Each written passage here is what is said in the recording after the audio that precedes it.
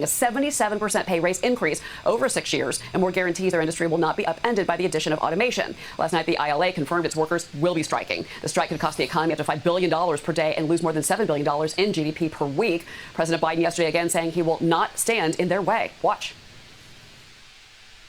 Mr. President, would you intervene in the dock workers strike if they go on strike on Tuesday? No. Why not? Because it's collective bargaining. I don't believe in tap bargaining. Joining me now is Alba Wheels International founder and chairman Salvatore Style. And Salvatore, thank you for being. Guys, I want to ask you a question. Do you think it's a good idea what Biden is doing politically? Like he's saying that it's collective bargaining, but everybody's going to struggle. So he's trying to take the place where he's trying to be for the workers. Let them strike and let them arrive at the best negotiation for the workers. So basically, do you think that's a good idea, what Biden is doing politically, for him to be able to win in November?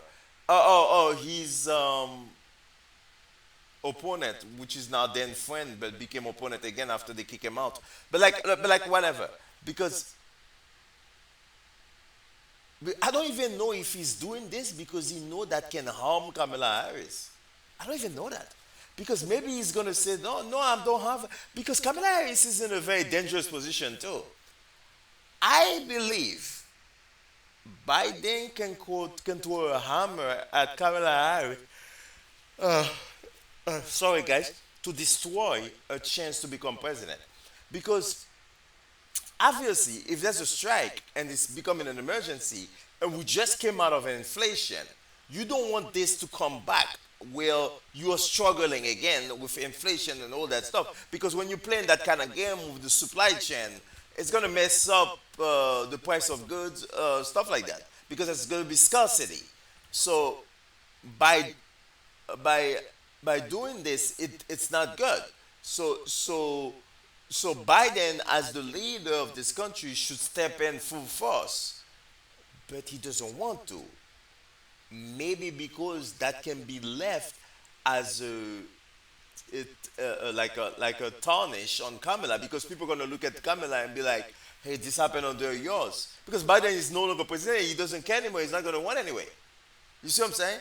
I personally believe like an incumbent president that's not going to win can be dangerous also. This is one of the reasons why I'm a little bit afraid of Trump for a second term. I'm not going to lie. After I saw the January 6th, I'm a little bit afraid of Trump still because I don't know. He might do something crazy. Like, because he knows he's not going to be able to president forever and he has a huge ego. So the people that want to vote for him, it's okay. I understand the mega crowd. I'm not fascinated by Kamala Harris also, but it's like, I'm trying to explain to you my fear of Trump. That's the fear that I have. And I hope that everybody can understand that. Because if you're going to leave and you know you're not going to win again, there's nothing that can stop you. You're not living for the people anymore, especially if you're a narcissist. You don't care about the people anymore. If you're a good person, you're still going to do what's right. But if you're a narcissist, you're going to do what's right for you only because there's no other election. So that danger, I'm hoping that people can understand it. Like when it comes to politics, money, and stuff like that. Like, you know what I'm saying? So that's basically what I want to say about that. Okay, let's listen to this thing again. I can let the rest of this again. Here with us. So give us your I mean, it looks that we are going to have a strike tonight if something changes. If I was a betting man, which I'm not, I would bet that probably 99 probability percentile of having a strike. I understand there will be some what's called wildcat walk-offs, and that means some rogue longshoremen might start walking off around 12 o'clock to 1 o'clock this afternoon without the sanction of the union, but nevertheless walk off and have their own little posse, so to speak, that would just start leaving or slow down. The big issue seems to be that automation. Automation. Yeah, and the International Longshoremen's Association, they're demanding a total ban on automation at gates, cranes, all the moving containers that load and unload the cargo. You say, look, U.S. ports are already behind on automation on a global scale, and that could further hurt our nation when it comes to exports and imports. Yes. Guys, he's right about this. The corporations are not here to help you make money. They are here to help themselves. Now, as they help themselves, they understand that they need you, so they are willing to pay you for your service. That's all it is. It's not a it's not a loving relationship.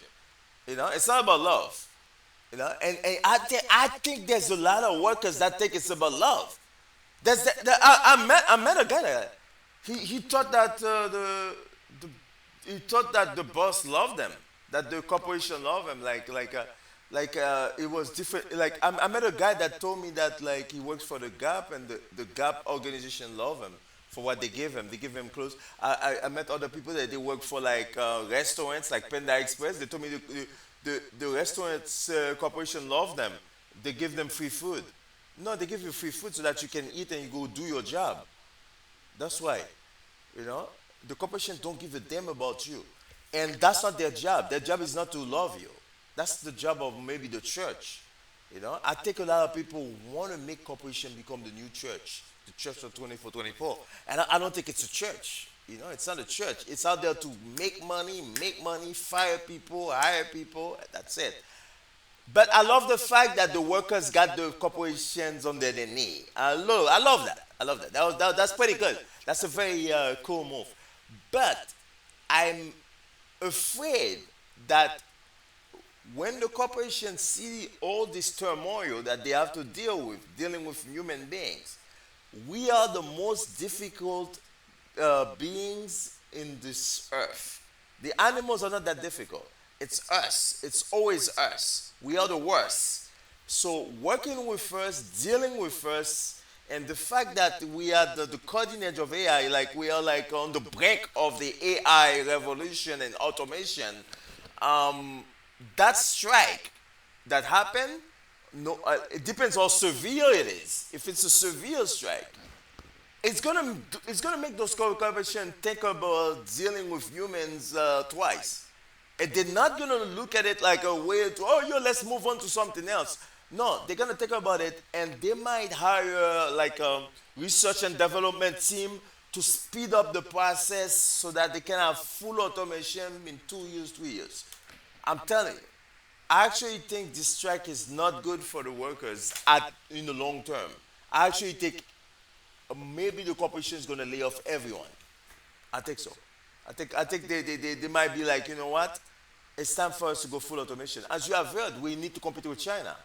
So we're in the lower quartile, actually, of efficiency with the world container analysis going on. So automation is really a must at the very basic level. We're in a situation here, and I always like using some examples to compare to. It's like if you have a bank and you have a teller, and now they have ATM machines. Well, if this was DILA, they wouldn't want ATM machines, or they wouldn't want Easy Pass or Fast Pass going into a tunnel or a bridge, all told. So regardless, they just want basically all their members to have jobs, irrespective of the consequences. We had Chris Spear on at the top of the show this morning at 6 a.m. He represents the American Trucking Association. Listen to what he told me about the effects that this strike is going to have on the eastern states. We've got southeast United States, half of North Carolina, parts of Georgia, southern Virginia that are underwater or under mud digging out. These people need help. And now we're going to shut down 36 ports. All the commerce going in and out of this eastern half of the country, 46% of all agriculture is exported out of our East Coast ports. This is not the time for a strike. This administration needs to get these parties to the table and get a deal. What do you make of that comment, especially the timing now that you've got a disaster unfolding in North Carolina? These people are going to need food. They're going to need supplies. I think he's on the mark. You know, there are some ports on the East Coast, I believe with Del Monte, that are non-union, and sure, they could bring in some fruits, but nearly not enough for the whole country. The spoilage will probably start, I would, in my opinion, think after a week of goods sitting at the piers or docks that are offloaded. You have bulk goods, chemicals, grains, and so forth on the inbound that will be impacted for processing. And again, the American farmers and agriculture, they're really going to get hurt because this is their harvest season, and these are exports that are needed to be shipped out. Certainly, it sounds like everybody's going to be hurt. We've heard for weeks that big companies were able to front load their orders and bring in things ahead of an anticipated strike. What about small businesses? Who's really going to be nailed on this? That's a great point. Big companies usually prep. They have enormous supply chains. They have multiple distribution centers, the West Coast, all over the country. But when you look at a small importer who's You know, this is something I don't like about the way life is set up, but that's just the way it is. I'm learning to accept it. You see, in this situation, the workers, the working class, you know, those are not the rich people, but they make okay money, 30 to 50 per hour, not multi-millionaires. And they are fighting for, kind of like for us. I'm a working class. I drove a truck. I delivered those trailers to those ports. There's a port in Long Beach. That's what I used to do. And guess what? Guess who's going to struggle more by this strike? It's not going to be the billion-dollar company the most. They're not going to suffer the most. It's going to be those small businesses, mom and pop, that they order one container or whatever, and that container cannot get there, and they have to wait. Now, when people come to the store and buy stuff, they cannot find the stuff. oh my God, this is terrible. And that's just the way life is, guys. Big corporations kind of like almost always get away. That's the way I feel. Remember 2008, too big to fail? You see, like they gave them free money, they got away, they didn't have to pay it back, and everything's cool. The small company, if you fail, you go bankrupt. Nobody cares about you. Like there's a couple of restaurants that fell next in my block after COVID, small restaurants. I never seen them. There's another store right now. There's another store that overtook their spot.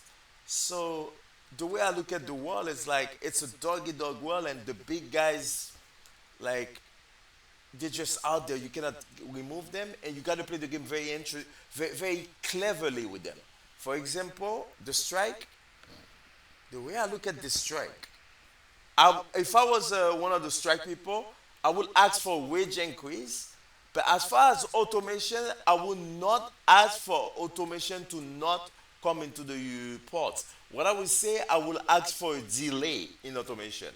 Like maybe slow it down by 15 years, give me time to retire. And then you can make it full automation. That's what I would have asked. As long as you say that I'm 35-year-old worker working at the port, as long as you say that I will have my job when I'm 65, then I'm okay. But if you're going to cut the job, maybe 2 years, and then you're going to throw me out and you're going to say goodbye, go work at McDonald's, that's messed up. So I understand that part. Guys, have a good day, guys. Subscribe to my channel.